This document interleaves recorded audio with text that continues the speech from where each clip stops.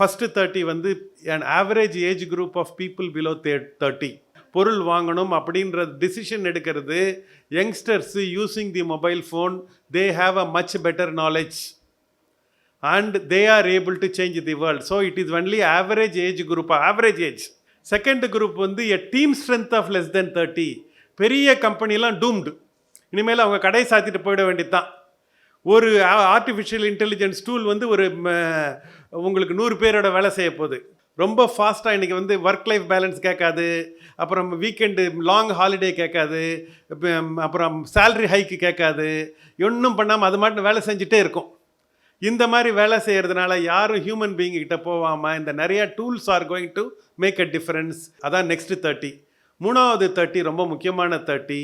30 வருஷங்க அப்புறம் காலேஜ் ஸ்கூல்லாம் இருக்குமா அப்படின்னு காலேஜ் கண்டக்ட் பண்ணுறவங்க நடத்தணும்.